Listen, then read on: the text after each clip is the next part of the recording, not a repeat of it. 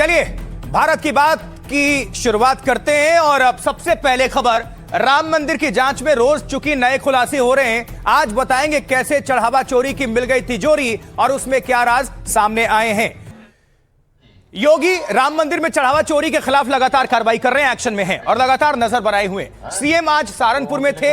1 जुलाई से स्कूल फिर से शुरू हुए तो योगी ने खास अंदाज में बच्चों से बातचीत की और उनका हौसला बढ़ाया। भारत माता की। बच्चों की आवाज नहीं आ रही, भूख लग गई लगता है। इन लोगों के लिए कुछ खाने की व्यवस्था की गई है, इसके बाद मिलेगा खाने के लिए। इतनी जोर से बोलना कि सहारनपुर तक आपकी आवाज पहुंचे। भारत माता की, भारत माता की। हाथ उठा करके भारत माता की, भारत माता की। वंदे वंदे भारत माता की। तो बच्चों में जोश भरते नजर आए मुख्यमंत्री उत्तर प्रदेश। उधर दूसरी तरफ अखिलेश यादव चढ़ावा चोरी के मुद्दे पर लगातार सवाल उठा रहे हैं। आज अखिलेश यादव अपना जन्मदिन भी मना रहे हैं। अपने बर्थडे के मौके पर भी चढ़ावा चोरी को लेकर सरकार को घेरने में पीछे नहीं थे।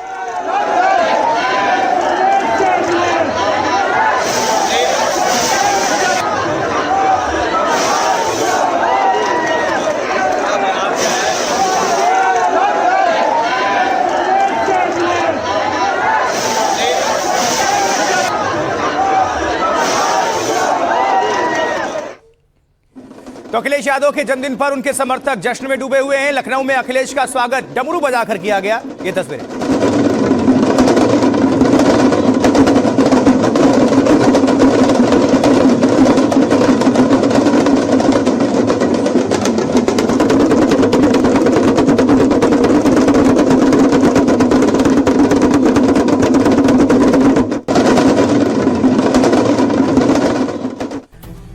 लेकिन सबसे बड़ी खबर यह है कि राम मंदिर में चढ़ावा चोरी से जुड़ा एक बड़ा खुलासा हुआ है। कई ऐसी तिजोरियां सामने आई हैं जिनमें चढ़ावा चोरी के पैसे रखे जाने का आरोप है। उन्हीं में से ये तिजोरियां आप देख पा रहे हैं। बक्सा नंबर 1, बक्सा नंबर 2, 3, 4, ये सब की मौजूदगी है, आप देख पा रहे हैं। तो चढ़ावा चोरी वाली ये तिजोरी मिली कहां से? देखिए, चढ़ावा चोरी वाली ये तिजोरी अविनाश शुक्ला के घर से मिली है। अविनाश अयोध्या में एक योग सेंटर में रहता था, लेकिन वहां अंदर बक्सा, कंबल और क्यूआर कोड मिले हैं। तो क्या चढ़ावा चोरी का यही कोड था?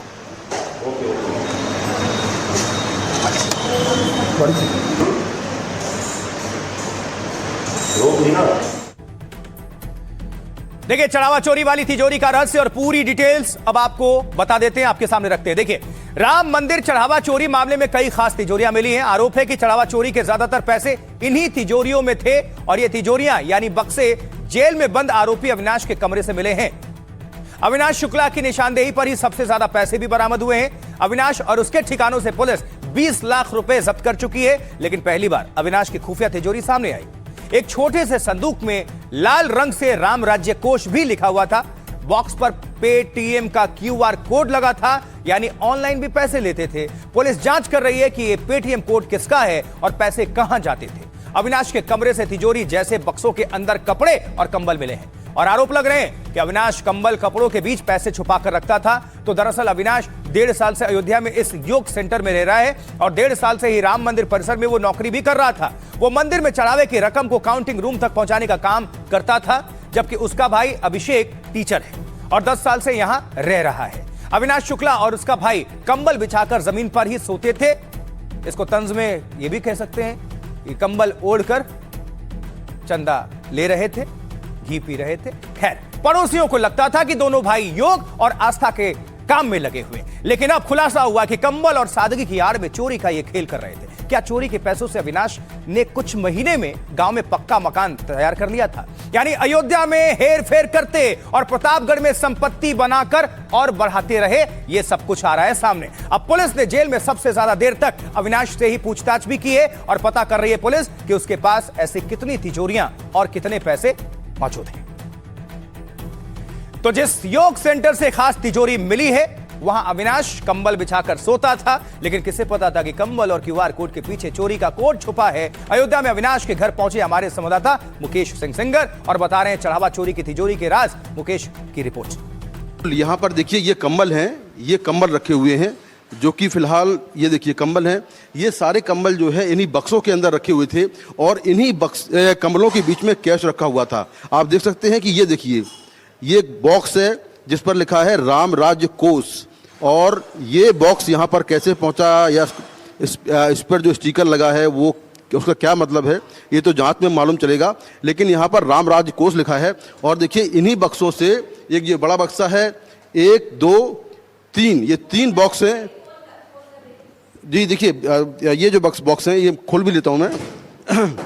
ये कंबल पड़े हुए हैं और कंबलों के बीच में ये पैसा छुपाकर रखा गया था जिसको पुलिस ने बरामद किया है। एक बड़ा बॉक्स ये भी है, इस पर भी देखिए इसमें कुछ कपड़े रखे हैं। ये कपड़े अविनाश शुक्ला और उसके भाई अभिषेक के हैं और इन्हीं कपड़ों और कंबलों के बीच में पैसा रखा हुआ था जिसको अयोध्या पुलिस और जो ट्रस्ट के लोग हैं उन्होंने बरामद किया है। अभिषेक रहता था और उसका भाई रहता था और वो गुरुजी के ही टाइम से रहते थे और आज तक इतने साल हो गए कभी यहाँ इसके दरवाजे पर पुलिस नहीं आई, कुछ भी ऐसा नहीं हुआ। एक उसका भाई आके यहाँ पे पूरा कलंक लगा के बर्बाद कर दिया पूरा सेंटर। तो ये कैश कहाँ से बरामद हुआ? इस कमरे में कहाँ पर रखा हुआ था? ये बताते हैं, न्यूज में ही देखा मैंने, बता रहे थे कि इन्हीं बक्सों में किसी में रखा था, क्योंकि ये जो सारे कंबल हैं साधना के इन्हीं बक्सों में रखे जाते हैं और उसी के बीच में उसने छुपा के रखा था। अभिषेक ने क्या बताया कि ये पैसा कहाँ से आया, क्या किस बात की रेट पड़ी? अभिषेक से हम लोगों ने पूछा इस बारे में, छानबीन की कि कैसे क्या हुआ, तो उसने बताया कि उसका भाई नशा करता था और नारकोटिक विभाग वाले कुछ पूछताछ करने आए थे। जिस अविनाश शुक्ला के घर से तिजोरी और रामराज्य कोष वाला बक्सा मिला है, अब उसको लेकर क्या खबर है आपके सामने रख देते हैं। देखिए 5 जून को ट्रस्ट ने खुद उस पर कार्रवाई की थी और उसके घर पहुंचकर लाखों रुपए बरामद भी किए थे, लेकिन यह बात ना पहले पुलिस को बताई गई और ना ही एसआईटी को। खास बात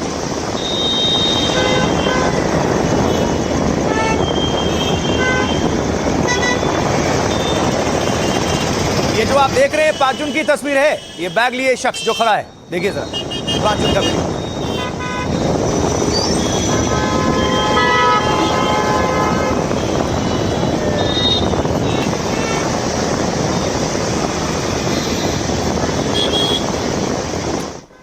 अब सवालों में सिर्फ अविनाश शुक्ला नहीं है, अनुकल्प मिश्रा पर भी शिकंजा कस गया है। अनुकल्प जेल में है और पुलिस आज उसके पैतृक आवास पर पहुंची छापेमारी करने, जिसकी तस्वीरें अभी देख रहे हैं।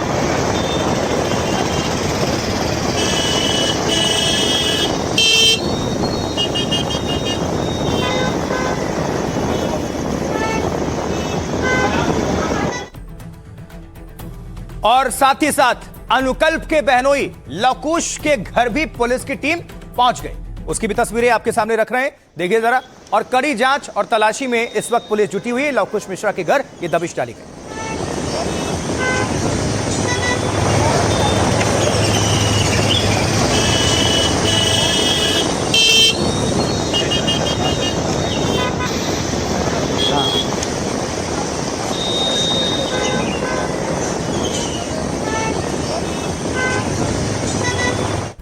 और यही नहीं, चढ़ावा चोरी का जो बही खाता है वो भी सामने आ गया है, जो आप देख भी पा रहे हैं। ये बाकायदा लिखा हुआ है इस पे, गुनागणित इसका। 8 में से 7 आरोपियों के पास से भारी कैश की बरामदगी की गई है, जिसे आप देख रहे हैं।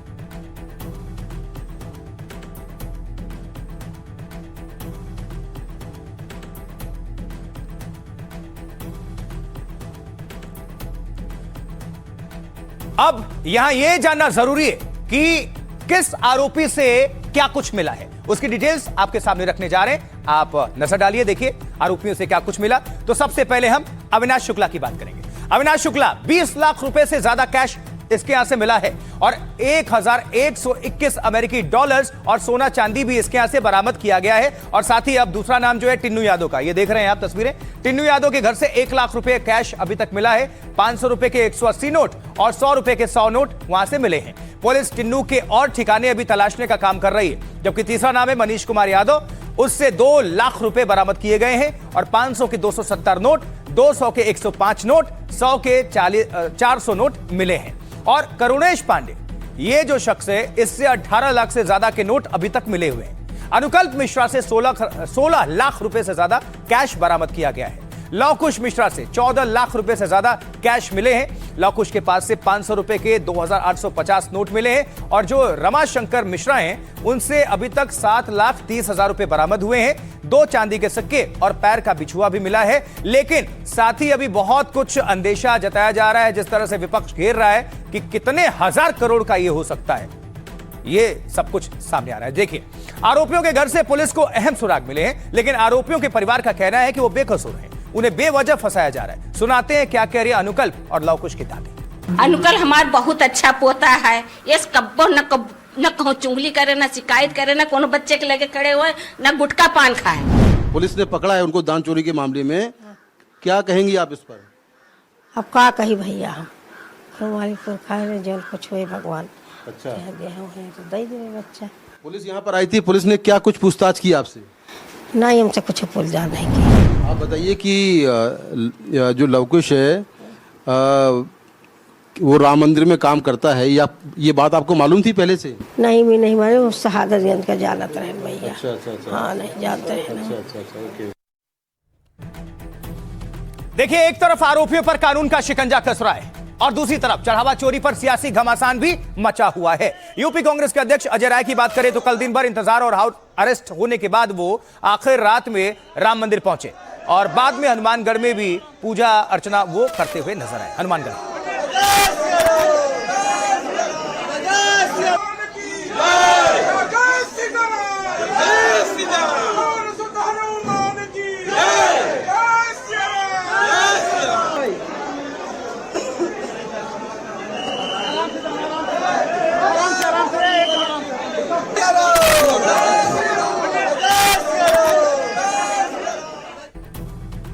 तो देखिए, तेज हो चुकी है जांच की आंच और इस बीच सियासी आंच भी है। चढ़ावा चोरी मामले में योगी की पुलिस ताबड़तोड़ एक्शन ले रही है और लेनी भी चाहिए। एक तरफ जेल में बंद आरोपियों से लगातार पूछताछ हो रही है तो योगी की पुलिस ने अनुकल्प और लवकुश के घर पर छापेमारी की। आरोपियों के घर, छप्पर, भूसे के ढेर और रिश्तेदारों के यहां भी तलाशी हो रही है। चढ़ावा चोरी से जुड़े कई अहम दस्तावेज और सबूत भी बरामद किए गए हैं। अयोध्या में सैनिक सिक्योरिटी के सुपरवाइजर और कर्मचारी से पूछताछ हुई है। यही सैनिक कंपनी राम मंदिर को प्राइवेट कर्मचारी मुहैया कराती थी।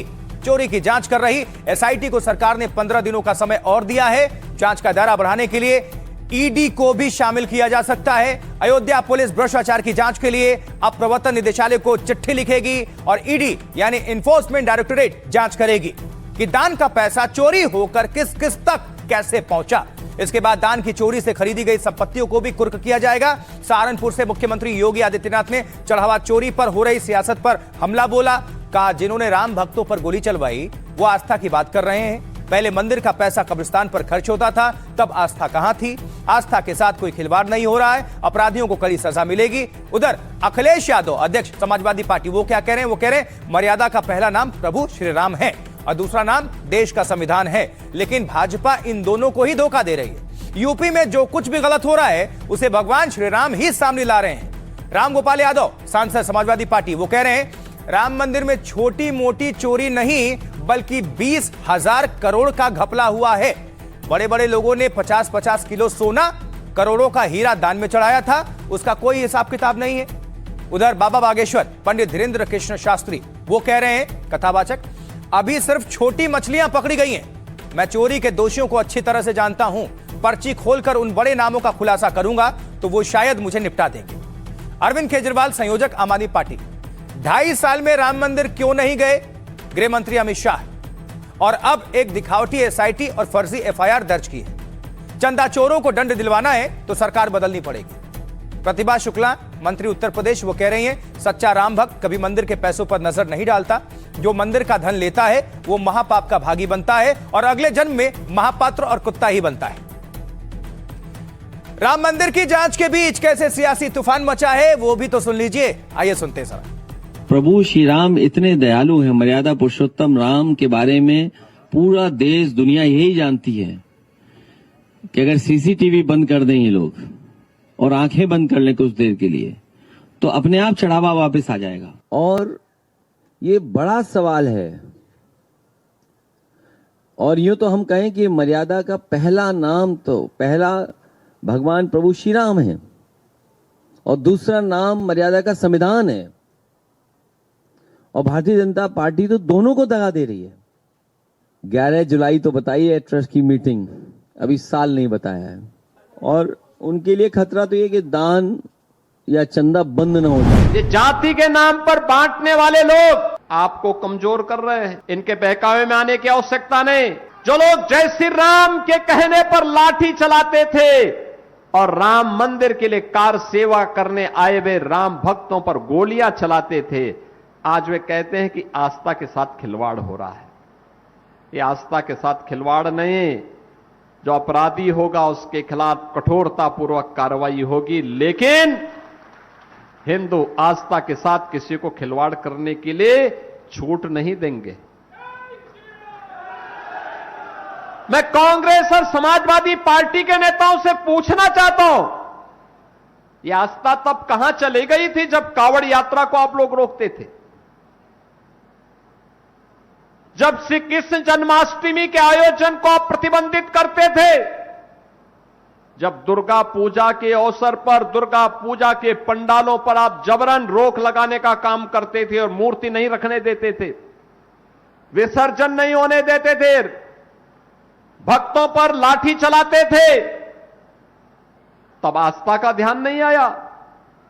जब मंदिरों के नवनिर्माण पर उनके सुंदरीकरण के लिए और कॉरिडोर के लिए पैसे को कब्रिस्तान की तरफ बेचते थे, तब आस्था का ध्यान नहीं आया। जो यहाँ गलत काम हो रहा है आज इस पवित्र नगरी में, जो आज यहाँ पर भ्रष्टाचार चोरी हो रहा है, निश्चित तौर से ऐसे चोरों को यहाँ से भगाना चाहिए। जो लोगों ने आज भगवान राम की मर्यादा पुरुषोत्तम भगवान की नगरी में आके चोरी कर रहे हैं, यहाँ लूट कर रहे हैं, ऐसे लोगों पर तत्काल कार्रवाई होनी चाहिए। ऐसे इनको लोगों को जेल भेजना चाहिए। अब जब कानून अपना काम कर रहा है, राम मंदिर का प्रशासन अपनी इस दृष्टि से काम कर रहा है, दूध का दूध पानी का पानी हो रहा है, तो आप उसमें भी जो है अपनी राजनीतिक जो है वो बकैती करने में लगे हुए हैं। देखिए, राम मंदिर में चढ़ावा चोरी पर घमासान तो है, विपक्ष सवाल उठा ही रहा है और बड़े बड़े पदाधिकारियों तक इसकी आंच और जांच पहुंची गई है। चंपत राय के बाद अब मंदिर ट्रस्ट के सदस्य अनिल मिश्रा हैं, उन पर सवाल और शिकंजा कसने लगा है। तो आइए थोड़ा सा डिटेल आप सभी तक पहुंचा देते हैं अनिल मिश्रा से जुड़ी हुई कि आखिर अनिल मिश्रा का बैकग्राउंड क्या है और ये कौन है, और सबसे बड़ी बात कि क्यों उन पर शिकंजा कसता जा रहा है, वो भी जरा जानना बहुत जरूरी है। आइए जरा विस्तार से अब नजर डालते हैं। इनकी मुश्किलें बढ़ गई हैं। चंपत राय के बाद अनिल मिश्रा पर शिकंजा कसता जा रहा है। अनिल मिश्रा राम मंदिर ट्रस्ट के शुरू से ही सदस्य थे। राम मंदिर की प्राण प्रतिष्ठा के वक्त वही मुख्य यजमान थे। चंपत राय के बाद मंदिर की पूरी जिम्मेदारी वही संभालते थे, यानी चढ़ावा मिलने से काउंटिंग और देखरेख तक उनका जिम्मा था। लेकिन आरोप लग रहा है कि सबसे ज्यादा गड़बड़ी अनिल मिश्रा ने ही की। नियम कायदों को ताक पर रखकर उन्होंने मंदिर में भर्तियां की। ये सूत्र बता रहे हैं 125 कर्मचारियों की भर्तियां सिर्फ अनिल मिश्रा की सिफारिश पर की गई। इन सिफारिशी कर्मचारियों में 2 आरोपी अनुकल्प और लवकुश मिश्रा हैं। दोनों अनिल मिश्रा के करीबी रिश्तेदार बताए जाते हैं और अभी जेल में हैं। एसआईटी अनिल मिश्रा के कमीशन और उनकी बेनामी संपत्तियों की भी तफ्तीश कर रही है। आरोप है कि ट्रस्टी बनने के बाद अनिल मिश्रा की दौलत प्रॉपर्टी में भारी उछाल देखा गया। पुलिस और एसआईटी जांच में जुटी है कि आखिर ये अकूत दौलत आया कहां से। राम मंदिर में नौकरी कर चुके एक कर्मचारी ने अनिल मिश्रा पर बड़ा खुलासा किया कि जिस बैंक में रामलला का खजाना जमा होता था, उसके मैनेजर अनिल के किराएदार थे। वो पिछले 3 साल से अनिल मिश्रा के घर पर बतौर किराएदार रह रहे थे। क्या इसी किराएदारी की आड़ में चढ़ावे की हेरफेर को दबाया जा रहा था? यह प्रश्न। चढ़ावा चोरी में पूर्व ट्रस्टी अनिल मिश्रा पर क्या आरोप लग रहे हैं? क्या वाकई अनिल मिश्रा हेरफेर के खेल के बड़े खिलाड़ी थे? एनडीटीवी से खास बातचीत में राम मंदिर के एक पूर्व कर्मचारी ने सनसनीखेज आरोप लगाए हैं। सुनिए। ने कब ज्वाइन किया था राम मंदिर और किस तरह की नौकरी आप करते थे? हम वहाँ पे जब प्राण प्रतिष्ठा हुई थी सन 2022 में, सन 2022 तारीख और 22 तो हम 27 तारीख से ज्वाइन किए थे, 27-28 से जो भी था। लेकिन डॉक्टर अनिल मिश्रा और गोपाल लाओ, इन्हीं दोनों मेन सरगना हैं। जो भी छोटी छोटी चीज़ अगर वहाँ जांच की जाए, कैमरे जो लगे हैं, बिल हुआ है, तो बिल हो, सबका बिल अगर देखा जाए तो उसमें भी गड़बड़ी निकलेगी, 110% निकलेगी। अनिल मिश्रा, डॉक्टर अनिल मिश्रा और गोपाल लाओ पूरी गुंडा, अगर इन लोग का बस चले तो पूरा अयोध्या अपने अंडर में कर लें। ये सोचते क्या गुंडाई करते? ये गुंडाई ये करते हैं कि जैसे मान लीजिए हनुमानगढ़ी है, ये चाह जाए तो अगर इनका बस नहीं चल रहा, वरना हनुमानगढ़ी भी अपने अंडर में कर लें। ट्रस्ट में है, जो भी ट्रस्ट का कार्ड पहन के टहलते हैं वो सब उन्हीं संबंधी हैं, डॉक्टर अनिल मिश्रा या गोपाल लाओ। और हमें लगता है चंपत जी तो हम नहीं कह सकते, चंपत जी 2-3 बार जब तक हम काम किए 2-3 बार आए हैं, तब से हमको नहीं देखे। बट छोटी छोटी चीज़ों पे हस्तक्षेप सबसे ज़्यादा गोपाल राव और अनिल मिश्रा को होता है। ये छोटी कंपनियों को इसलिए लाते हैं क्योंकि इनको कमीशन मिलता है, बड़ी कंपनियों को काम क्यों नहीं देना है। लॉकर वाला हो गया या जैसे SIS वाले तो मान लीजिए ठीक है, उनसे इनकी नहीं चलती है, वो तो डायरेक्ट सुनने में आता मोदी जी वाला मामला है, इसलिए इनको वहाँ नहीं चलती है, वरना वहाँ भी लेकिन गुंडाई पूरी करते हैं इन लोग। तो मंदिर परिसर में जितने लोग रखे गए हैं वो सब अनिल मिश्रा और गोपाल राव की सिफारिश पे। हाँ, जो भी इनके संबंधी हैं, जो अच्छे पद पे हैं, सब इन्हीं के संबंधी। एक तरफ राम मंदिर में चढ़ावा चोरी पर कलेश मचा है, दूसरी ओर समाजवादी पार्टी के समर्थक आज खुशी और जश्न में डूबे थे। वजह थी उनकी पार्टी के अध्यक्ष अखिलेश यादव का जन्मदिन।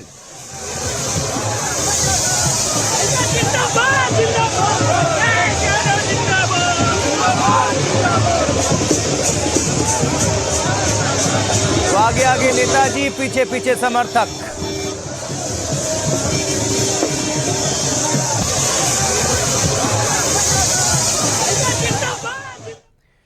तो अपने जन्मदिन पर अखिलेश यादव भी खास अंदाज में ही नजर आए। कभी समर्थकों के बीच गदा उठा ली तो कहीं तलवार से केक काटते नजर आए और समर्थकों के साथ जन्मदिन का जश्न मनाया। ये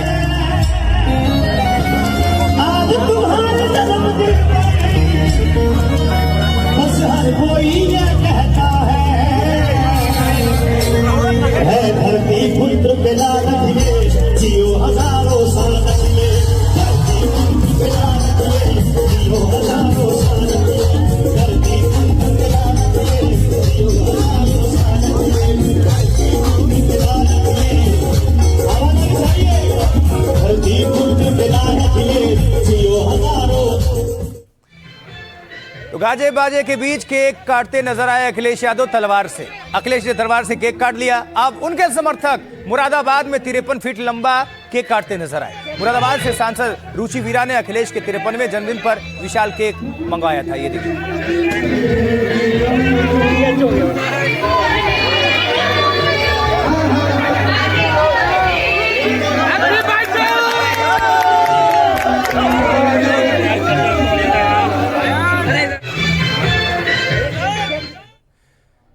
चलिए 53 फीट लंबा केक भी कट गया। अब जश्न और खुशी के बीच अखिलेश यादव के पोस्टर पर बवाल और विवाद शुरू हो गया। वाराणसी में कुछ समर्थकों ने अखिलेश यादव को कृष्ण के अवतार में दिखा दिया। फिर क्या था, हो गया बवाल।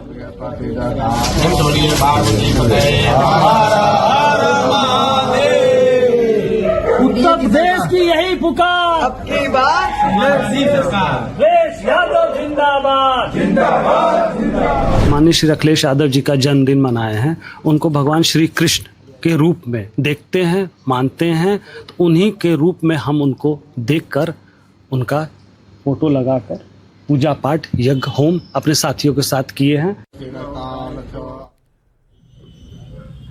चलिए देख लिया आपने तस्वीरें। समर्थक हैं, भगवान की मूर्ति के रूप में उनको उतार दिया गया। अब आगे बढ़ते हुए आपको यह दिखा देते हैं कि अखिलेश यादव के समर्थकों ने जश्न के जोश में पोस्टर में उन्हें भगवान राम भी दिखा दिया। इसे लेकर अब भारी बवाल मच गया। ये देखिए।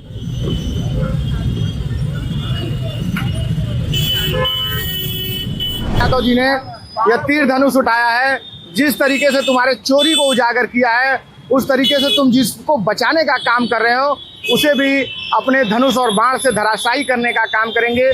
भगवान राम ने अपने मंदिर, अपने घर की लूट के लिए अगर किसी को चुना, उसको उजागर करने के लिए किसी को चुना, तो वो माननीय अखिलेश यादव जी को। और अब सामने डिटेल्स रखेंगे आपके, क्योंकि अब देखिए अखिलेश को आपने देख लिया दो अवतार में, एक तो कृष्णा अवतार, एक रामा अवतार। अब सियासी प्रहार की बारी है। अनिल राजभर क्या कह रहे हैं, मंत्री उत्तर प्रदेश, वो कह रहे हैं ऐसे पोस्टर लगाने वालों को बताना चाहिए मथुरा वृंदावन के बारे में उनका क्या ख्याल है। भगवान भगवान होते हैं, इंसान इंसान ही होता है। अखिलेश यादव जन्मदिन हम साल में कई बार मनाते हैं। जिस दिन केक या लड्डू खाने का मन हो उस दिन हमारा जन्मदिन है। संजय निषाद, मंत्री उत्तर प्रदेश, वो कह रहे हैं भगवान अलग हैं, संविधान और इंसान अलग।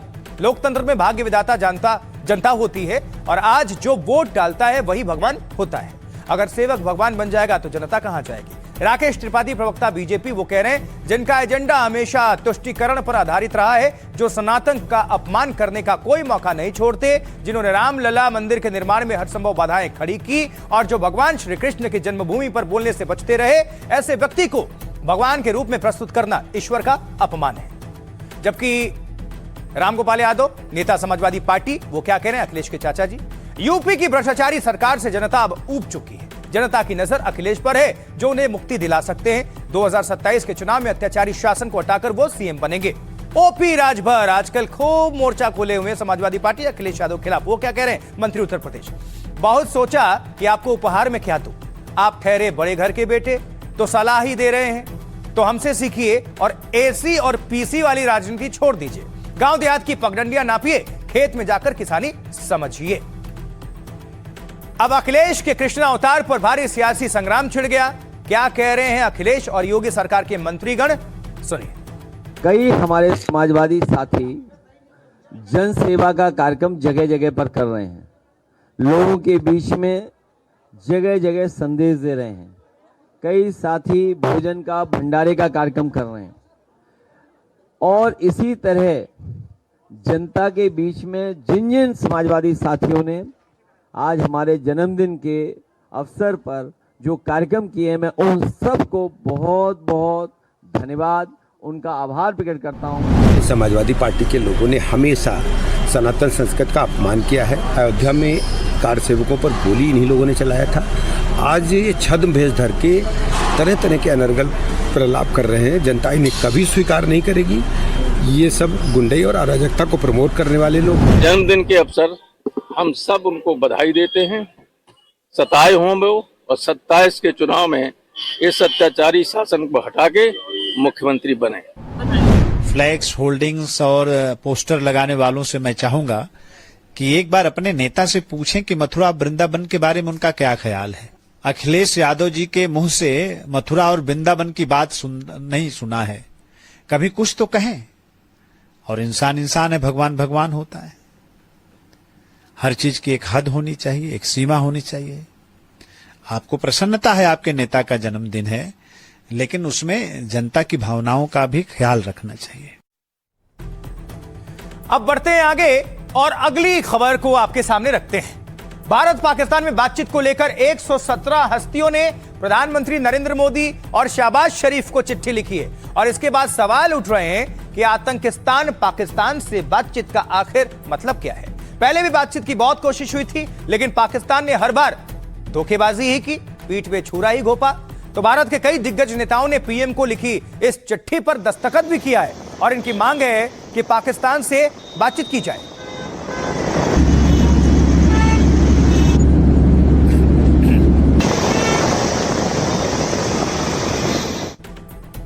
अब ये वो चिट्ठी है, देखिए पहले, ये आप देख रहे हैं, इस पे बाकायदा नाम भी है, सिग्नेचर है।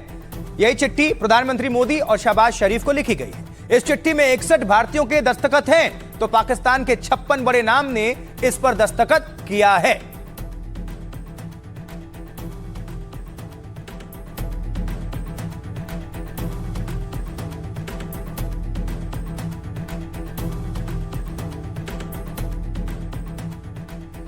लेकिन सवाल यहां पर यह है कि क्या आतंकिस्तान से बातचीत हो सकती है? क्या भारत को पाकिस्तान से बात करनी चाहिए?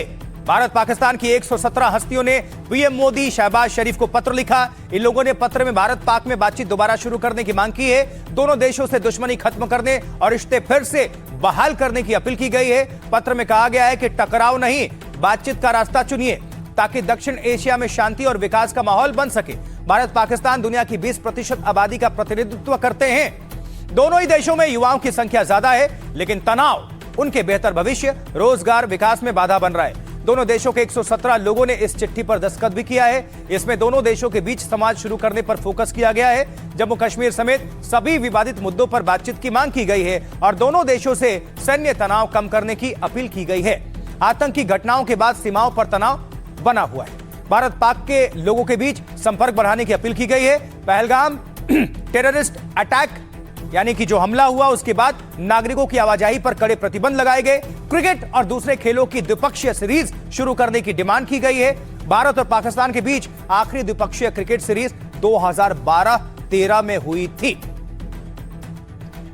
सियासतदान इस मुद्दे पर दो फाड़ हैं जी। एक पक्ष बातचीत के समर्थन में है और दूसरा पक्ष पाकिस्तान के पाप को गिराने का काम कर रहा है। वाजपेयी जी का था कि आप दोस्त बदल सकते हैं, हमसाया नहीं। मुझे लगता है उस चीज़ को एंडोर्समेंट मिल रही है।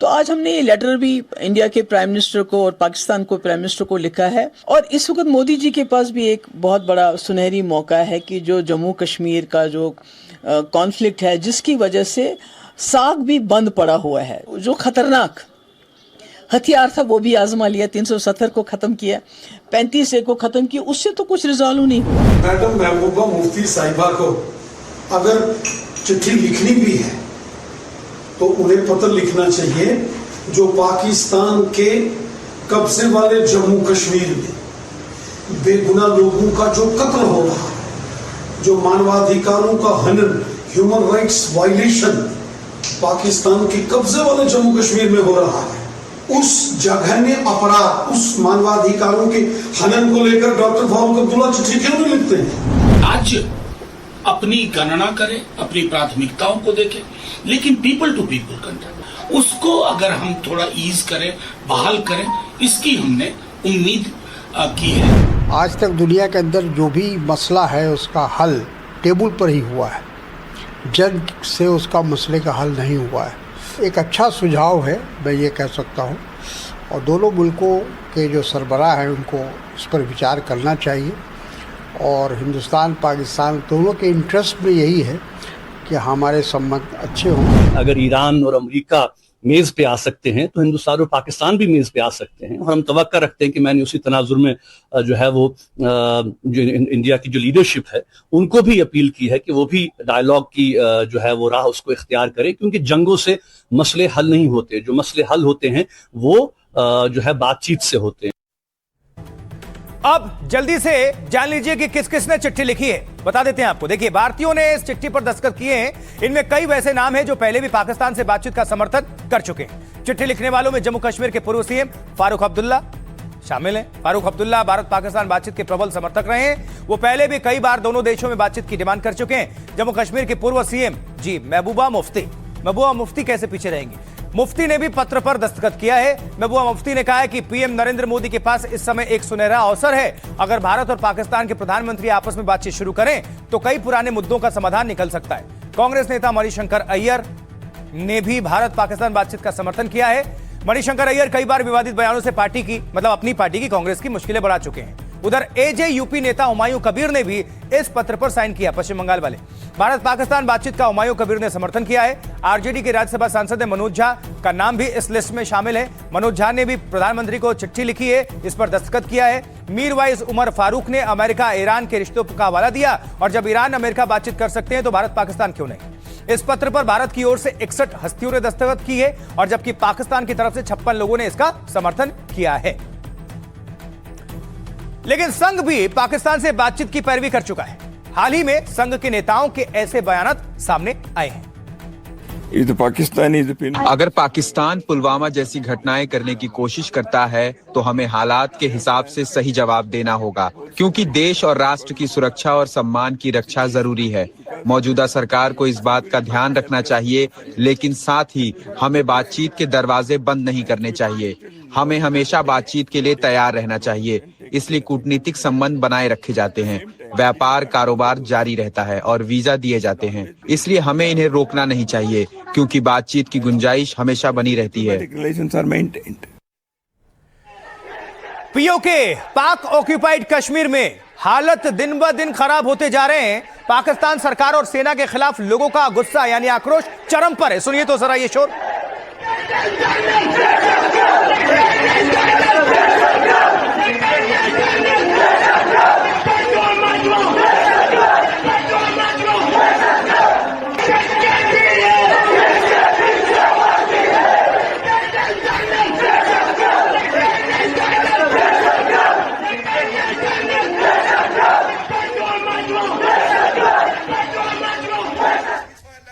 और प्रदर्शनकारियों ने चेतावनी देते हुए कहा है कि पीओके पाकिस्तान का हिस्सा नहीं है, वो भारत के साथ जाने को तैयार हैं। ये वहां से आवाज बुलंद हुई। सीज़फायर लाइन पे 0 पॉइंट पे तितली नोट हमारी खवातीन और हमारे बच्चे वहां धरना दे के बैठे हुए हैं। ये जो कहते हैं कि ऐसा करो कि तजारती रास्ते फिर बाकी इख्तियार कर लिए जाएं, इसलिए गुजारिश ये है हालात को नॉर्मल करने के लिए कश्मीर के अवाम किसी डिक्टेटर को कबूल नहीं करेंगे, किसी भी डिक्टेटर को कबूल नहीं करेंगे। कश्मीर पाकिस्तान का हिस्सा नहीं है, कश्मीर पाकिस्तान की रियासत का हिस्सा नहीं है, ये पाकिस्तान का वहां पर सीज़फायर लाइन। ये आपने सुना, और जब ये कहा गया तो वहां पर तालियों की गड़गड़ाहट थी। पीओके में महिलाओं ने भी पाकिस्तान सरकार के खिलाफ मोर्चा खोल दिया है और वो भी प्रदर्शन में शामिल हो गई हैं। देखिए,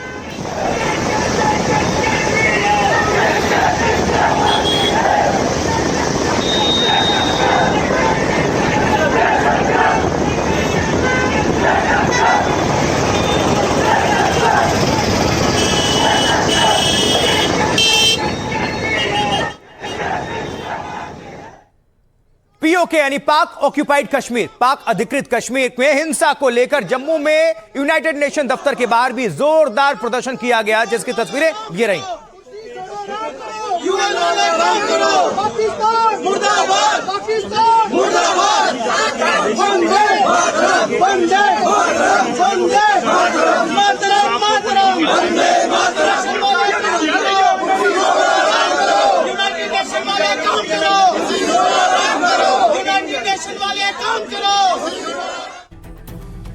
तो पाकिस्तानी सरकार के हिटलर शाही के खिलाफ लंदन में भी बलूच नेताओं ने मोर्चा खोल दिया और प्रदर्शन कर दिया जोरदार। ये देखिए तस्वीर।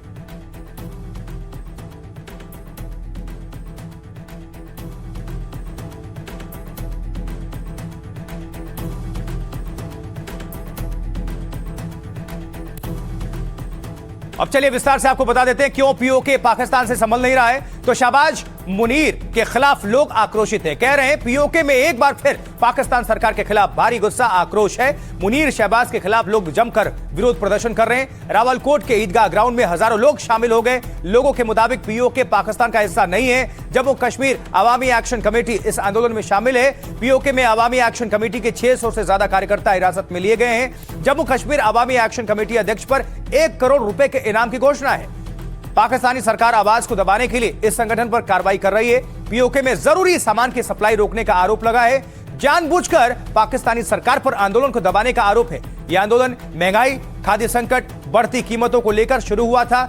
अब यह पाकिस्तान सरकार के खिलाफ विरोध का रूप ले चुका है, जहां पाकिस्तानी रक्षा मंत्री ख्वाजा आसिफ ने यहां के लोगों पर विवादित बयान भी दिया था। रावलकोट और मीरपुर के लोगों को असली कश्मीरी नहीं बताया था। इसके बाद पाकिस्तान सरकार का विरोध यहां पर काफी बढ़ गया, बढ़ता चला गया, जो कि अभी कायम है। और अब पाकिस्तान के जो नेता हैं, लीडर्स, वो क्या कह रहे हैं, उनको भी सुनिए। कितने लोगों को मारो? 18 आदमियों को आपने मार दिया। मेरे कश्मीर जैसे सेंसिटिव इलाके 18 इंसानों को आपने मार दिया।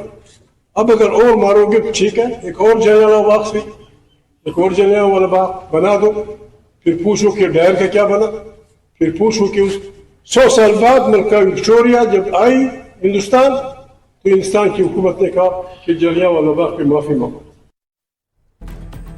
और वहीं देखिए, आपको बता दें, पाकिस्तान ने अफगानिस्तान पर अटैक किया था, हमला बोला था, जिसमें कई निर्दोष लोगों ने अपनी जिंदगी गंवा दी। बच्चे और महिलाएं भी इसमें मारे गए। और ये जो तस्वीरें आप देख रहे हैं वो गवाही दे रही हैं।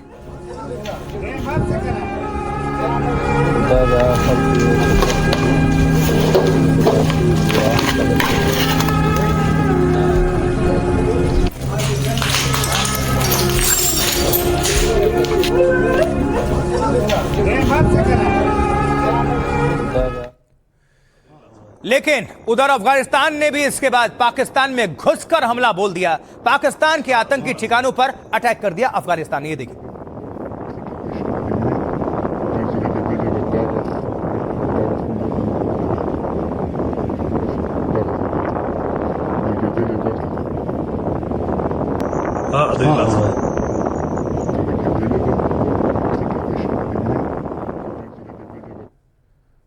अफगानिस्तान ने आतंकवादी ठिकानों पर ड्रोन से हमला बोला और हमले के बाद कई जगह ड्रोन के हिस्से भी देखे गए। ये देखिए,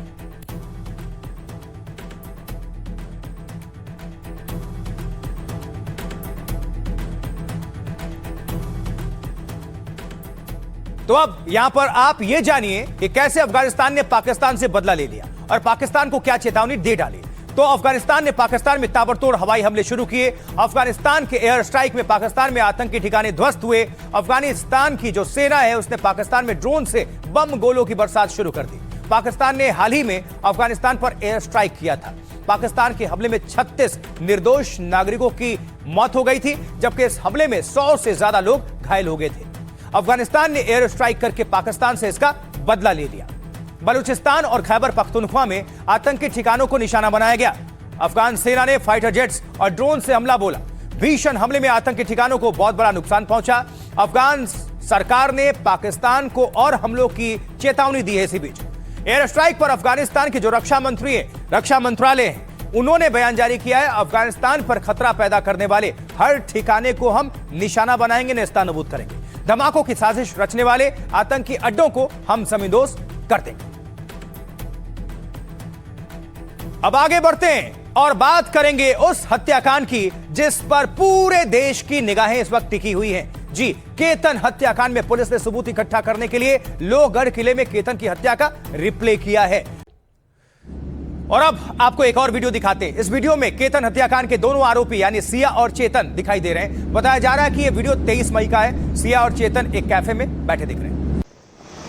सिया, केतन और चेतन के नए वीडियो सामने आ रहे हैं जो जांच एजेंसियों के लिए सबूत भी साबित हो सकते हैं। इस बीच पुलिस चेतन चौधरी को लेकर लोहगढ़ किले भी पर पहुंची और एक बार फिर से क्राइम सीन को रिक्रिएट किया गया पुलिस की तरफ से।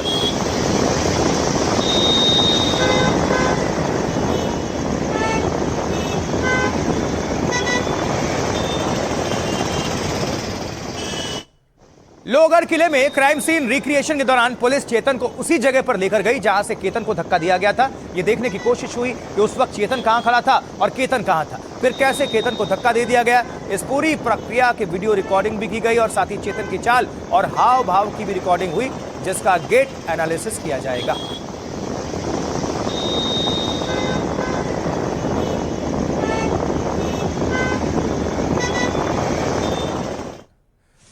और अब आपको दिखाते हैं केतन अग्रवाल की डमी। ये एक पुतला था जिसकी लंबाई और वजन केतन के बराबर था। इसका इस्तेमाल क्राइम सीन रिक्रिएशन के लिए किया गया। इस डमी को 300 फीट गहरी खाई में फेंका गया ताकि पूरी वारदात को अच्छे से समझा जा सके और उससे जुड़े सबूत इकट्ठा किया जा सके।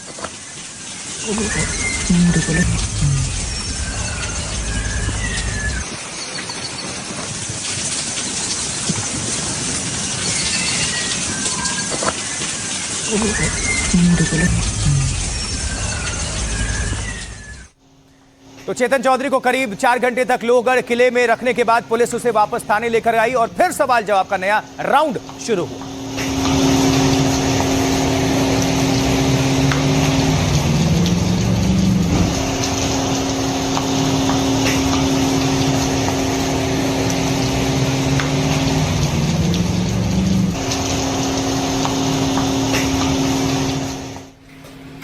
और वहीं इस बीच दूसरी आरोपी सिया गोयल को भी थाने में लेकर आया गया ताकि उससे पूछताछ की जा सके। दरअसल दोनों आरोपियों की पुलिस कस्टडी 3 जुलाई को खत्म हो रही।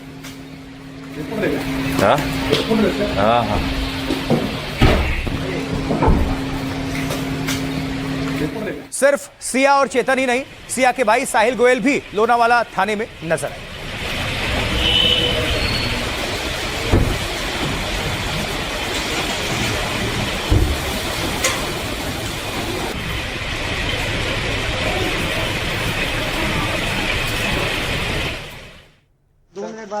और वहीं इस बीच केतन अग्रवाल के पिता विशाल अग्रवाल भी उस थाने में दिखाई दिए जहां सिया और चेतन से पूछताछ हो रही। सर 2 मिनट बात कर लीजिए प्लीज।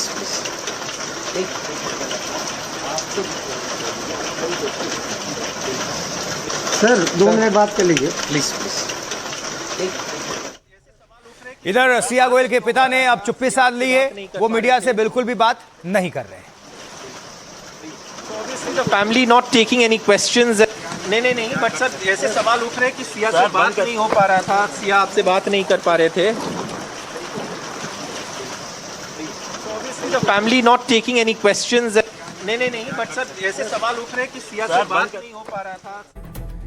तो चलिए आप देखते हैं कि आज लोहगढ़ किले में क्या कुछ हुआ और पुलिस की जांच कहां तक पहुंची। चेतन चौधरी को लेकर सुबह करीब 7 बजे पुलिस लोहगढ़ पहुंची। किले में आरोपी चेतन चौधरी के साथ 25 से 30 पुलिस वाले मौजूद थे। लोहगढ़ किले में चेतन चौधरी के साथ क्राइम सीन को रिक्रिएट किया गया।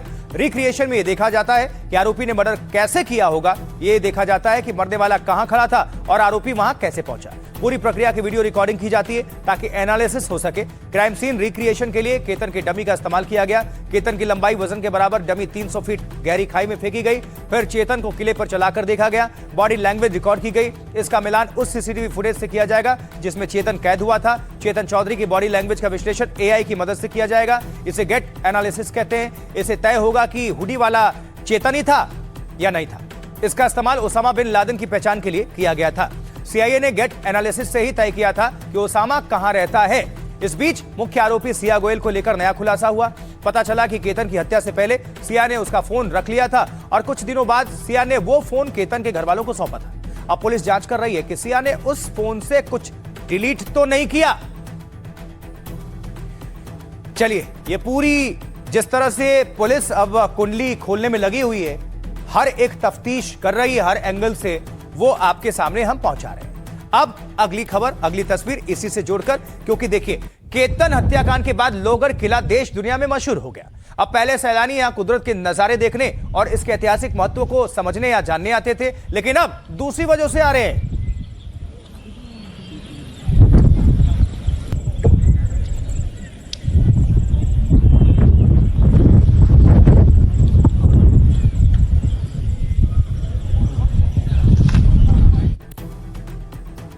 तो दरअसल लोहगढ़ किले में अब डार्क टूरिज्म हो रहा है और यह है क्या, जानने की कोशिश करते हैं। तो जब से लोहगढ़ में केतन अग्रवाल की हत्या हुई तब से यहां आने वाले सैलानी करीब 25% बढ़ चुके हैं। पर्यटकों की दिलचस्पी इतिहास या किले में नहीं है, बल्कि वो लोहगढ़ किले में सिया पॉइंट देखने आ रहे हैं। केतन हत्याकांड के बाद ये नाम लोगों ने दे दिया है। ये वो जगह है जहां से केतन को धक्का दिया गया था। इंटरनेट पर भी ये जगह सिया पॉइंट अब कहा जाने लगा है। दरअसल पर्यटकों में ऐसी बढ़ोतरी डार्क टूरिज्म कहलाती है।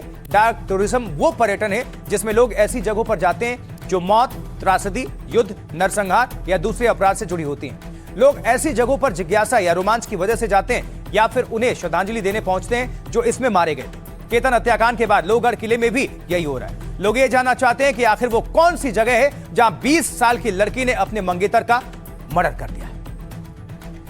तो सुनिए पर्यटक यानी सैलानी क्या कुछ कह रहे हैं।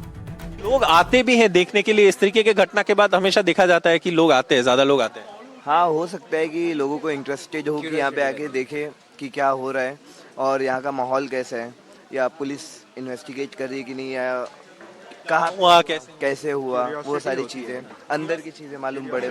जैसे आपको लगता है लोग आएंगे? बहुत लोग आएंगे मेरे को तो लगता है, और अभी जितने विजिटर्स ऑलरेडी इधर आते थे अब और आएंगे उसके वजह से।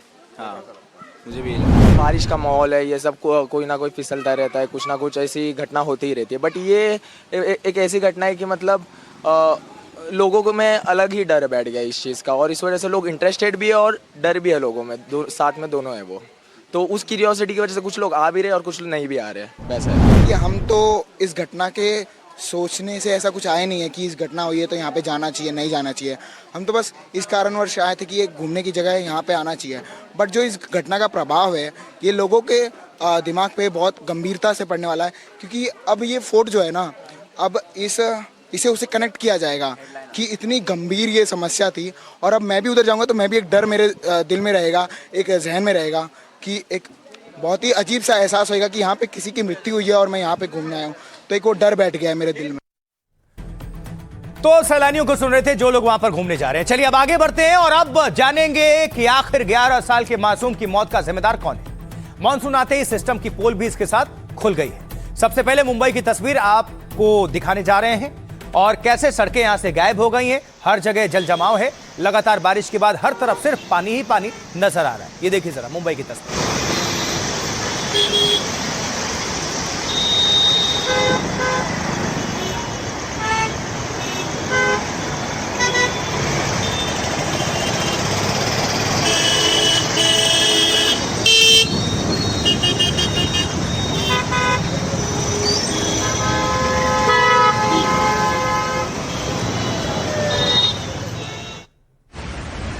और मुंबई से सटे वसई में तो पानी की तेज धार में गाड़ी ही बहने लगी। ये देखिए जरा।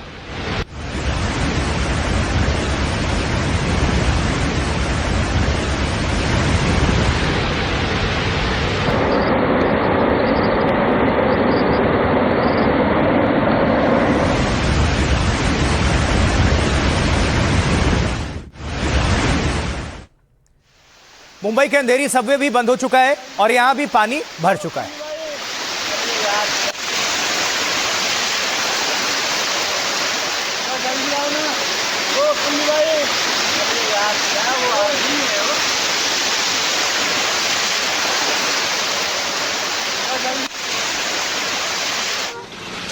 और इसी बीच पुणे से एक दिल को दहला देने वाली तस्वीर सामने आई, जिसमें एक लड़की के ऊपर पेड़ गिर गया।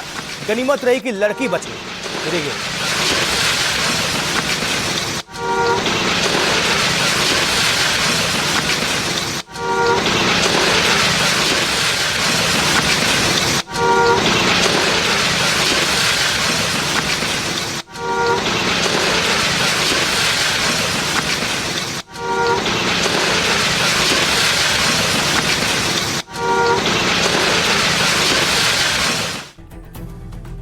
और वहीं दूसरी तरफ मुंबई में ऐसा ही एक हादसा हुआ जिसमें 11 साल के विहान की भी जान चली गई और इसको लेकर अब सवाल खड़े हो रहे हैं, क्योंकि मुंबई के चेंबूर से ये खबर और वो तस्वीर आपके सामने रखने जा रहे हैं। आप देखिए जरा, जिस तस्वीर की हम चर्चा और जो जानकारी पहुंचाने जा रहे हैं, इस पर पहले गौर करिए।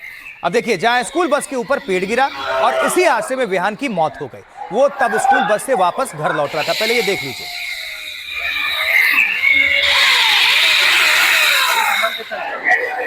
ये स्कूली बस जो है, इसमें बताया जा रहा है उस वक्त कि 12 छात्र जो हैं वो सवार थे। इनमें से एक जो छात्र है वो अब नहीं है इस दुनिया में। लेकिन सवाल वही कि गलती किसकी, लापरवाही किसकी, क्या सिर्फ कुदरत की या फिर अपनी तैयारियों की?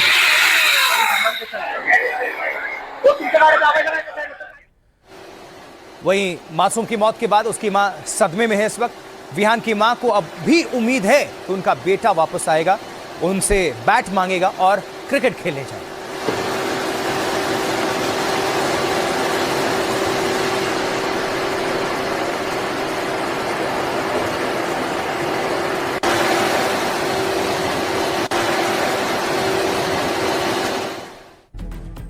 तो विहान की मौत कैसे हुई समझ लीजिए, आखिर इसका जिम्मेदार कौन है? मुंबई में 11 साल के विहान की मौत ने सबको झकझोर कर रखा है। दरअसल हादसा मुंबई के चेंबूर इलाके में मंगलवार को हुआ, जब दोपहर में एक स्कूल बस बच्चों को लेकर घर लौट रही थी। भारी बारिश के बीच स्कूल बस के ऊपर एक पेड़ जा गिरा, भारी भरकम।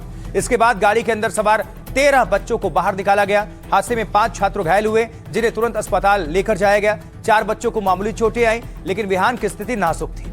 अस्पताल पहुंचने के बाद डॉक्टर्स ने विहान को मृत घोषित कर दिया। इस हादसे के बाद विहान का पूरा परिवार पूरी तरह से बिखर चुका है, टूट चुका है। उसकी मां अब भी हाथ में बैट लेकर बैठी है कि बेटा वापस लौटेगा और उससे बैट मांगकर मैदान में क्रिकेट खेलने जाएगा। दरअसल विहान बड़ा होकर क्रिकेटर बनना चाहता था। पड़ोसियों के मुताबिक वो पढ़ाई के साथ खेल में भी अव्वल था। इस हादसे के बाद मुख्यमंत्री देवेंद्र फडणवीस भी एक्शन में आए, सामने आए, क्योंकि मासूम की मौत से बीएमसी पर लगातार सवाल उठ रहे हैं। बीएमसी पेड़ों की मेंटेनेंस और सुरक्षा उपायों के लिए जिम्मेदार है। लोगों का आरोप है कि बीएमसी पुराने पेड़ों की देखभाल नहीं कर रहा है। सीएम ने भी जिम्मेदार अधिकारियों पर कार्रवाई के निर्देश दिए हैं। बीएमसी ने हादसे की जांच के लिए हाई लेवल कमेटी का गठन किया है। कमेटी को 8 दिनों के अंदर रिपोर्ट सौंपने के निर्देश जारी किए गए हैं। आप लेकिन कुछ भी कर लीजिए, ये बच्चा वापस नहीं आएगा। उसकी मां जो है, उससे पूछिए उसके दिल पर क्या बीत रही होगी, और पिता से। अब विहान का परिवार और राजनेता क्या कह रहे हैं, सुनिए जरा सबको। बीएमसी से कहेंगे ये लापरवाही का प्रतीक है एक, जो पेड़ झुके हुए हैं, पुराने हो गए हैं, जिनकी डालें बहुत पहली हुई हैं, उनको कट कर देना चाहिए। वो अकेला लड़का, उनके पास कुछ नहीं, उनका तो परिवार चिराग खत्म। हमारे जो एक्सपीरियंस है उनसे बताते आ रहे थे, कोई ना कोई तो सीख ले। रास्तों के काम कैसे होने चाहिए, सेफ स्टेज पे कैसे लाते हैं, या ये जो कल की घटना है वो कैसे ना हुए। लेकिन इनका ध्यान पूरा राजनीति कैसे हो, पोलराइजेशन कैसे हो, उसी पे है। अगर पेड़ गिरने जैसी हालात में है तो वहाँ के प्रशासन के अधिकारियों ने उसके पहले ही उस पर कार्रवाई करने की आवश्यकता थी। इसकी जवाबदारी तो सीधी सीधी सरकार पे जाती है, बीजेपी महायुति की सरकार पे जाती है। बीएमसी में बैठी हुई बीजेपी महायुति की सरकार है, उनके ऊपर जाता है। इन्हें जनता का पैसा लूटा है और लोगों को जो सुविधा देना है वो दिया गया नहीं है। ऑडिट तो करते हैं ना, तो वहाँ के लोग आरोप लगा रहे हैं कि हुआ नहीं वहाँ काम। नहीं, ऐसा नहीं होता, काम पूरा होते रहता है। पेड़ गिरना ये नैसर्गिक है, कोई आपत्ति हो सकता है, कभी हवा ज्यादा आ जाती है उससे गिर जाता है, लेकिन जो घटना घटी उसके बारे में हमें बेहद दुख है। लेकिन लोग ये भी सवाल पूछ रहे हैं, और इसी हादसे में अगर किसी बड़े मंत्री या बड़े चेहरे का बेटा नहीं रहता तो क्या होता है इस वक्त? चलिए आगे बढ़ते हैं, आपको जम्मू कश्मीर की अब तस्वीर दिखाते हैं। डोडा के बाद अनंतनाग में बादल फटने से तबाही मची है इस वक्त। ये तस्वीर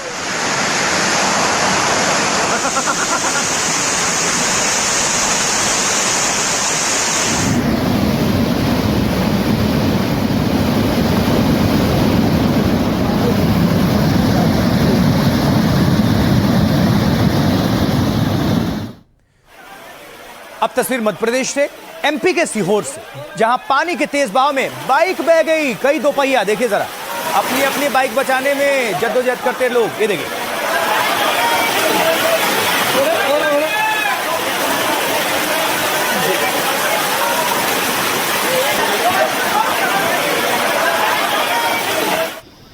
रुद्रप्रयाग में भी अलकनंदा खतरे के निशान के ऊपर बह रही हैं। ये देखिए, रुद्रप्रयाग उत्तराखंड की तस्वीर।